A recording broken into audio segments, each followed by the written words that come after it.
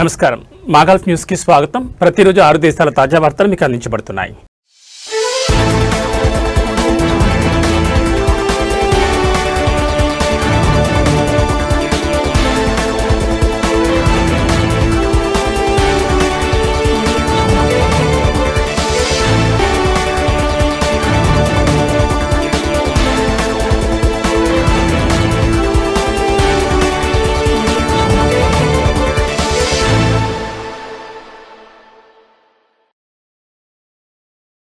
యూఏఈలో ప్రయాణం మధ్యలో నిలిచిపోయిన ప్రయాణికులకు ఎయిర్ ఇండియా గ్రూప్ పెద్ద ఉపశమనం కల్పించింది. రద్దయిన ఎయిర్ ఇండియా ఎక్స్ప్రెస్ విమానాల ప్రయాణికులు ఇప్పుడు యూఏఈలోని ఏ విమానాశ్రయం నుంచైనా భారతదేశంలోని ఏ నగరానికైనా అదనపు ఛార్జీలు లేకుండా తమ టికెట్లను మళ్లీ బుక్ చేసుకునే అవకాశం కల్పించినట్లు శనివారం ఎయిర్లైన్ ప్రకటించింది.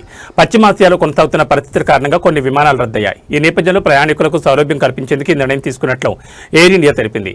ఉదాహరణకు దుబాయ్ జైపూర్ విమానం రద్దయితే ఆ ప్రయాణికుడు ఇప్పుడు రాస్ అల్ ఖైమా నుంచి ఢిల్లీకి వెళ్లే విమానంలో అదనపు ఛార్జీలు లేకుండా తన బుకింగ్ మార్చుకోవచ్చు. ప్రాంతంలో ఏర్పడిన అంతరాయాల నేపథ్యంలో ఇరుక్కున్న ప్రయాణికులను స్వదేశానికి చేర్చేందుకు ఎయిర్ ఇండియా మరియు దాని తక్కువ ఖర్చు విమానయాన సంస్థ ఎయిర్ ఇండియా ఎక్స్ప్రెస్ కలిసి అదనపు విమానాలు నడుపుతున్నాయి. మార్చి 7న మాత్రమే పశ్చిమాసియా ప్రాంతంలో దాదాపు 50 విమానాలు నడిపినట్లు సంస్థ వెల్లడించింది. మార్చి 8న దుబాయ్, అబుదాబి, షార్జా, రాస్ అల్ ఖైమా మరియు ఒమాన్లోని మస్కట్ నగరాల నుంచి భారతదేశంలోని ప్రధాన నగరాలకు ప్రత్యేక అదనపు కమర్షియల్ విమానాలు కూడా ఏర్పాటు చేశారు. ఈ అదనపు సేవల్లో Mumbai, Dubai, Delhi, Dubai, Bengaluru, Dubai వంటి మార్గాలతో పాటు ముంబై, కొచ్చి, ఢిల్లీ నుంచి రాస్ అల్ ఖైమా వరకు, ముంబై మరియు బెంగళూరు నుంచి అబుదాబి వరకు, అలాగే ముంబై మరియు బెంగళూరు నుంచి షార్జా వరకు విమానాలున్నాయి. అదనంగా ముంబై మరియు ఢిల్లీ నుంచి మస్కట్ కూడా ప్రత్యేక విమానాలు నడుస్తున్నాయి. ప్రాంతీయ గగనతల సంస్థల మధ్య కూడా ఈ మార్గం ఇప్పటికే అందుబాటులో ఉన్న మార్గాల్లో ఒకటిగా గుర్తించారు.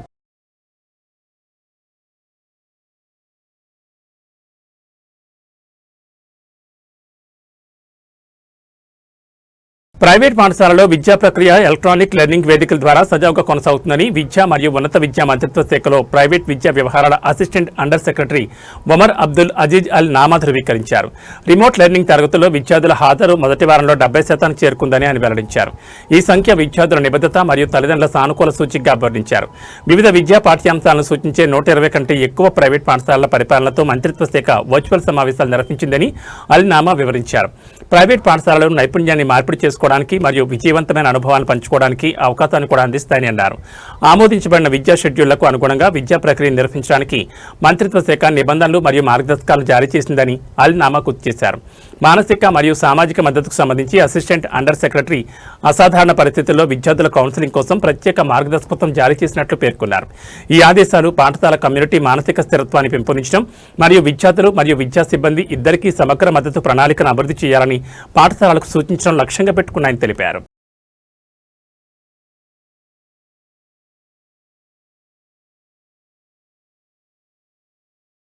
యునైటెడ్ స్టేట్స్ మరియు యునైటెడ్ కింగ్డమ్తో సమగ్ర భద్రతా ఏకీకరణ మరియు సమృద్ధి ఒప్పందం కింద బహ్రెయిన్ భద్రతా సంప్రదింపులు నిర్వహించింది.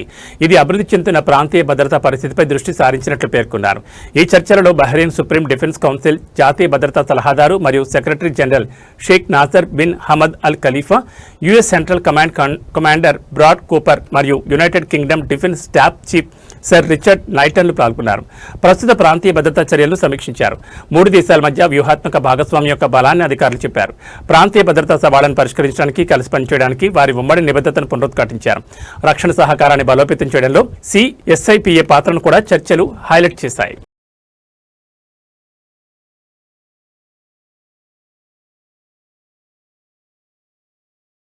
యూఏఈ లాటరీ వేలాది మంది నివాసుల కలలను నిజం చేసుకునే అవకాశాన్ని ఇస్తోంది. తాజా లక్కీ డే డ్రాలో దిర్హాం 1,00,000 గెలుచుకున్న 3 లక్కీ ఐడీలు CV718771, DI858880, BN 3824781గా ప్రకటించారు. ఈ వారం మొత్తం 8,299 మంది విజేతలున్నారు.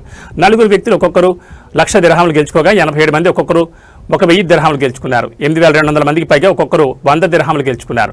ప్రత్యక్ష ప్రసారం సందర్భంగా దిర్హాములు 100 మిలియన్ల పెద్ద జాక్పాట్ విజేత అయిన భారతీయ ప్రవాస అనిల్ కుమార్ బొల్లా మాట్లాడారు. ఈజీపిక్ సర్వీస్ ద్వారా 12 టికెట్లను ఎలా కొనుగోలు చేసినట్లు తెలిపారు.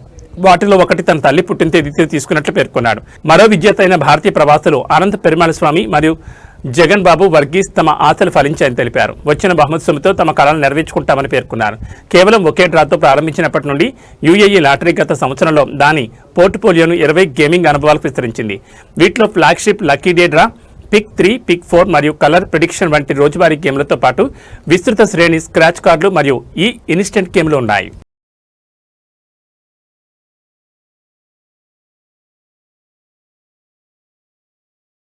ఉమ్రా సేవల నిర్వహణకు సంబంధించిన అనేక ఉల్లంఘనలను గుర్తించిన తర్వాత హజ్ మరియు ఉమ్రా మంత్రిత్వ శాఖ 4 ఉమ్రా కంపెనీలను యాత్రికులకు సేవలను అందించకుండా సస్పెండ్ చేసినట్లు ప్రకటించింది. ఆయా సంస్థలు ఆమోదించబడిన నిబంధనలు మరియు సూచనలకు అనుగుణంగా ఉన్నారో లేదో పర్యవేక్షించడానికి, అలాగే యాత్రికులకు అందించే సేవల నాణ్యతను నిర్ధారించడానికి మంత్రిత్వ శాఖ చేస్తున్న ప్రయత్నాల్లో ఈ నిర్ణయం భాగమని తెలిపింది. 2 కంపెనీలు యాత్రికుల బృందం తప్పుడు జాబితాను సమర్పించడం, మరో 2 కంపెనీలు ఆమోదించబడిన ఏర్పాట్ల ప్రకారం యాత్రికులకు వసతి కల్పించడంలో విఫలమయ్యాయని మంత్రిత్వ శాఖ వివరించింది. యాత్రికుల హక్కులను కాపాడడానికి మరియు అటువంటి ఉల్లంఘనలు పునరావృతం కాకుండా నిరోధించడానికి ఉల్లంఘించిన కంపెనీలపై తక్షణ చట్టపరమైన చర్యలు తీసుకున్నామని మంత్రిత్వ శాఖ ధృవీకరించింది. ఉమ్రా సేవలను అందించే అన్ని కంపెనీలు మరియు సంస్థలు ఆమోదించబడిన నిబంధనలు మరియు సూచనలను పూర్తిగా పాటించాలని, సూచించిన ఏర్పాట్లకు అనుగుణంగా సేవలను అందించాలని కూడా పిలుపునిచ్చారు.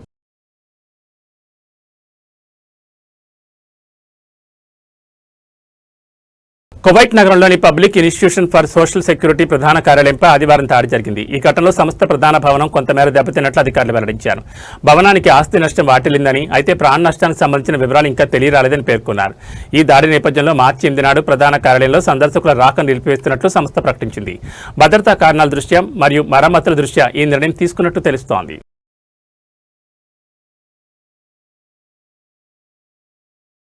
ఇవి మా గల్ఫ్ న్యూస్ విశేషాలు. మరో బులెటిన్లో మళ్ళీ కలుసుకుందాం. నమస్కారం.